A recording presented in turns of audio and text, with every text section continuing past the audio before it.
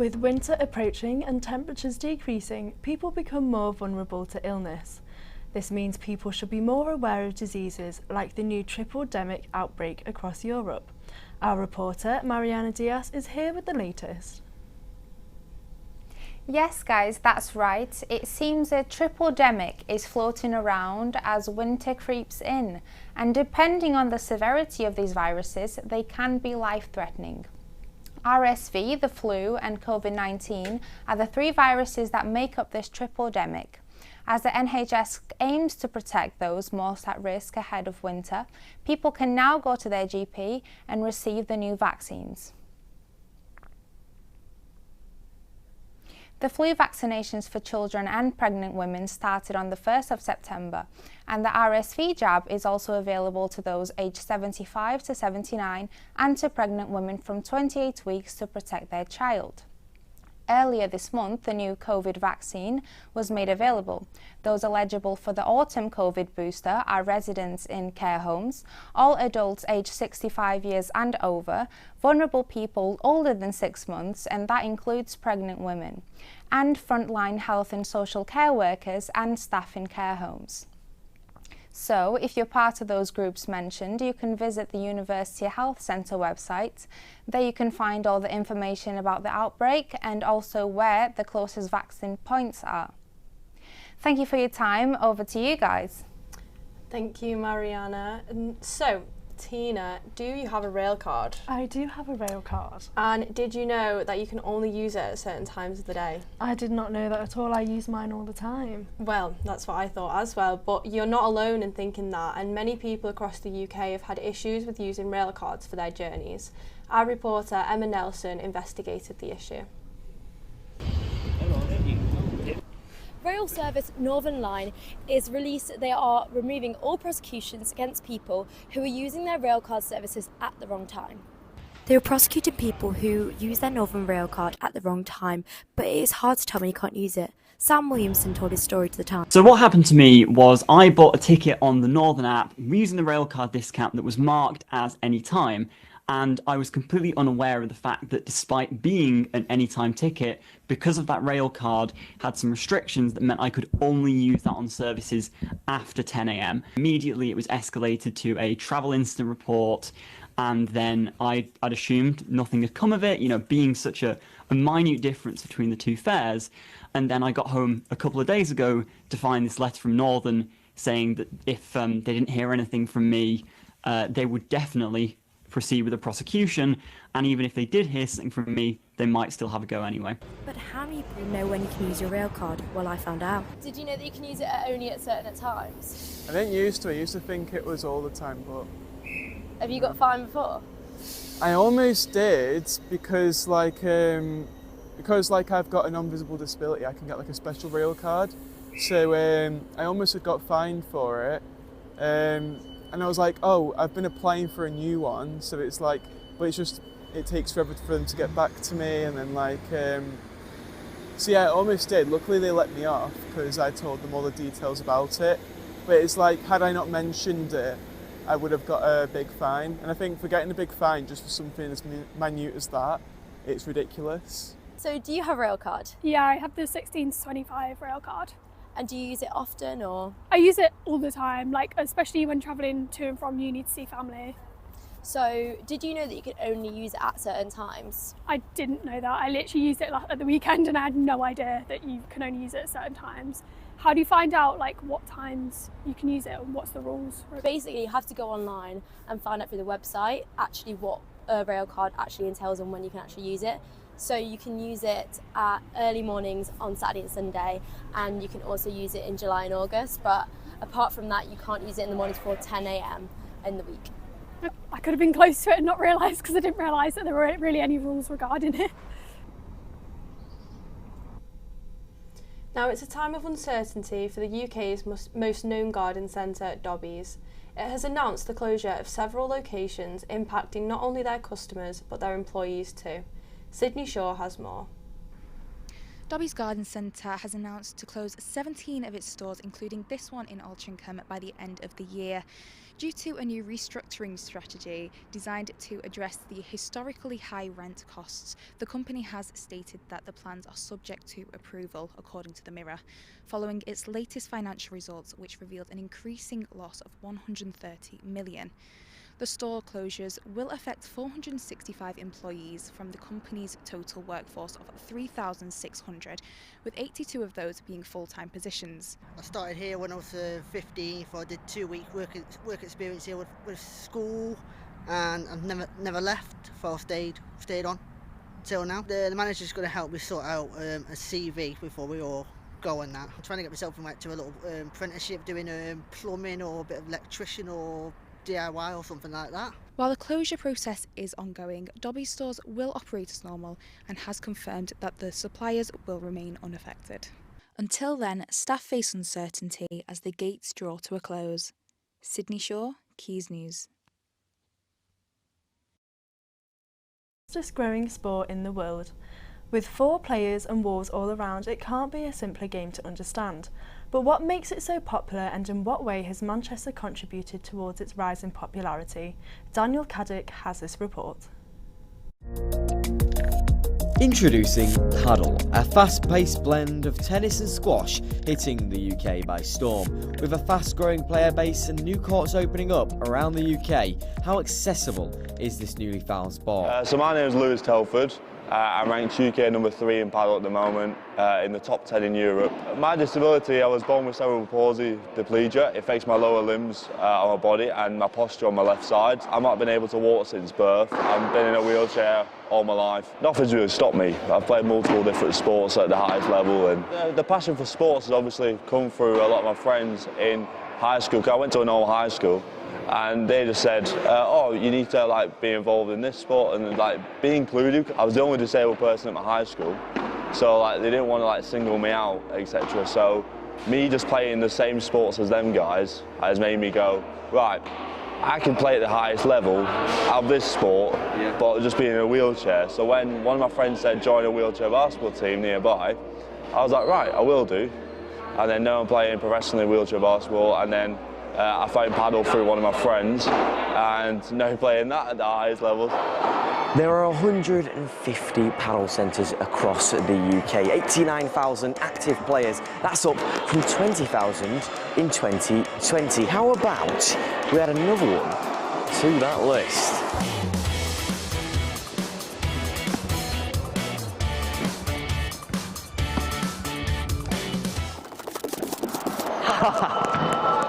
Yeah, I might stick to journalism. Paddle might not be for me, but the community certainly is. We offer Wi-Fi, we have free car park in the city centre, we have this beautiful place where you can work as well, so I always encourage people, if you have flexibility, you can work from home, you can do your hot shifting here, squeeze a few matches in the meanwhile. As a club manager, what I want to build is a community where people feel very involved, they feel at home, they know everyone. It's so accessible to absolutely everybody. You can pick it up in a matter of weeks. It's so fun for all people, children, teens, adults, even people into their 50s, 60s and 70s.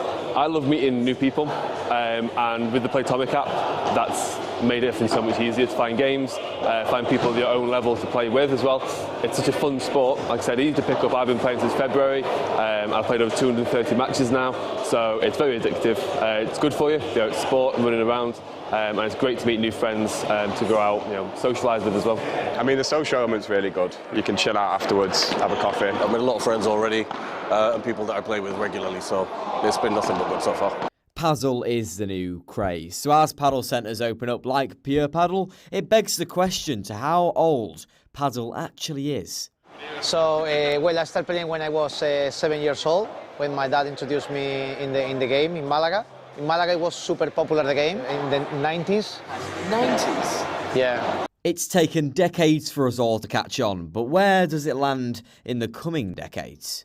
What is next? So we are not even on 500 courts at the moment in the UK in general. So yeah, we need more courts, we need more clubs to open more courts in the UK. Next for paddle in Manchester, so far is Pure Paddle opening another club very soon, 20 minutes away from this one in North Manchester. Accessibility and a heart of a community. Pure Paddle is taking Manchester's paddle scene to new heights.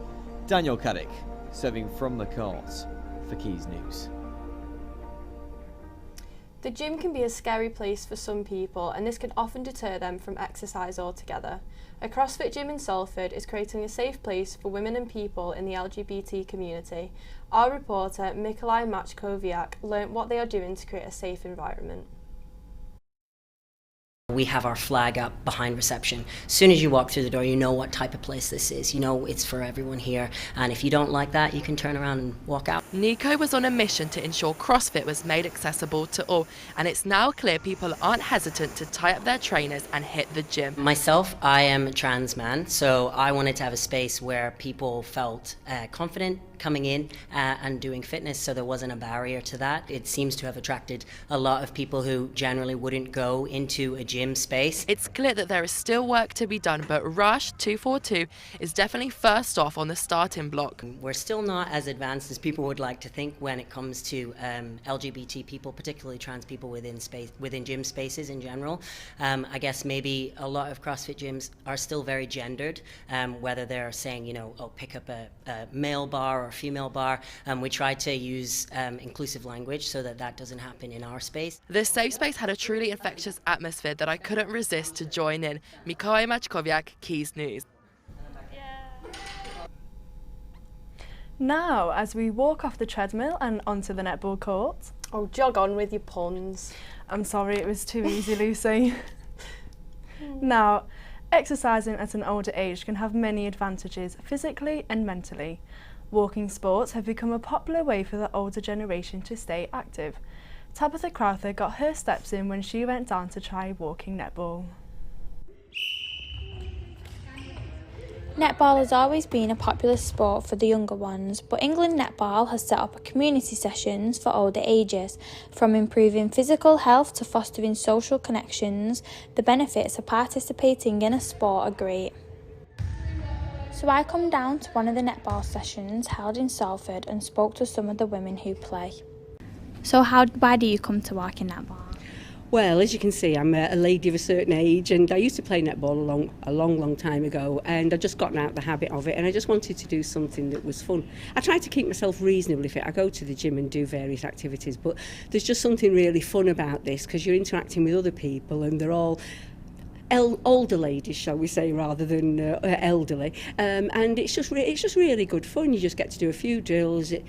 Remembering how you used to play netball comes back to you, and it's just a nice little social evening with exercise thrown in. So it just makes it really good fun. Playing in a sport at an older age can benefit both your physical and mental health in many ways. Being in a supportive community and making connections allow the individual to socialise more, and the exercise also contributes to the successful ageing of the adults, and it's fun too. A survey by Age UK found that 70% of older women who play sports feel more socially connected, reducing feelings of loneliness and isolation. And a study by Sport England shown that older women who engage in physical activity can reduce their risk of heart disease, diabetes and certain cancers up to 30%.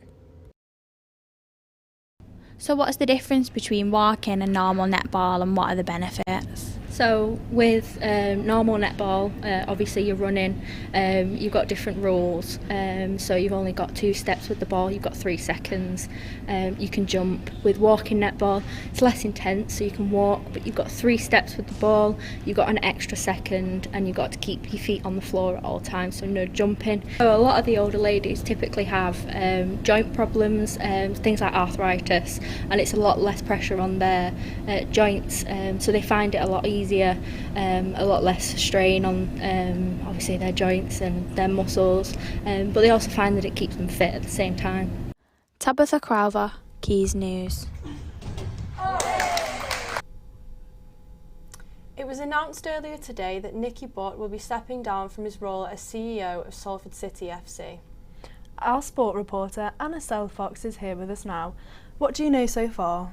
Thanks, Tina. Yes, earlier today it was announced that Nicky Butt, Salford CEO, was stepping down with immediate effect. Butt took over from Gary Neville in 2022 and has now decided he can no longer dedicate the time, as he's realised just how much he misses the coaching and the development of players, and he has an increased desire to get back into that side of the game now. He will remain as active shareholder and board director. In other news, the Emirates FA Cup Round 1 draw took place last night, with Danny Webber and Stuart McCall drawing out the numbers of who the teams would face.